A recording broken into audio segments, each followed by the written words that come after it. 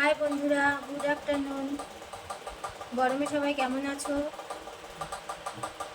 পাখা ছেড়ে বসেছি, তাও মনে হয় গরম যাচ্ছে না, কাটছে না গরম। তো দেখো, এখন ঘড়িতে 2:30 বাজে। সবাইকে খেতে খেতে দেবো, তাই ভাবলাম আজ দুপুরে কী কী রান্না করেছি তোমাদের সাথে একবার শেয়ার করি।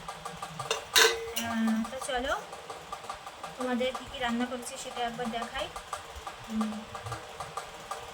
তো চলো রান্নাটা দেখাই।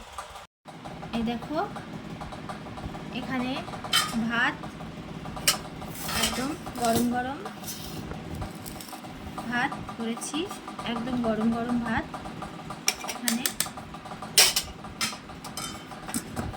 আর করেছি এখানে শাক ভাজা, ডাঁটা শাক ভাজা থাকে না, সেই ডাঁটা শাক ভাজা।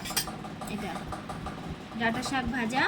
এই ডাঁটা শাক ভাজাটা আমি কালো জিরে ফোড়ন, পেঁয়াজ কুচি আর একটু 2-3 কোয়া রসুন থেতো করে শুকনো লঙ্কা দিয়ে, কাঁচা লঙ্কা চেরা দিয়ে শাকটা ভেজেছি। এই দেখো একটা শুকনো লঙ্কা। এই গেল। আর করেছি এখানে দেখো মাছের ঝোল, দেখতে পাচ্ছ? অসুবিধা হচ্ছে? এই যে মাছের ঝোল করেছি, একদম পটল আলু দিয়ে রুই মাছের ঝোল। পটল আলু দিয়ে রুই মাছের ঝোল, দেখেছো? একদম লাল লাল ঝোল, খেতে দারুণ হয়েছে। এই গরমে বন্ধুরা আর কিছু ভালো লাগছে না, যত পাতলা জিনিস খেয়ে পারা যায়। হয়ে গেল মাছের ঝোল। আর করেছি দেখো আমের চাটনি।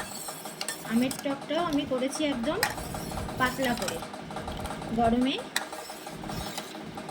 তৃষ্ণাও মিটবে, গরমটাও কাটবে। এই গেল আজকে রান্না, মাছের ঝোল,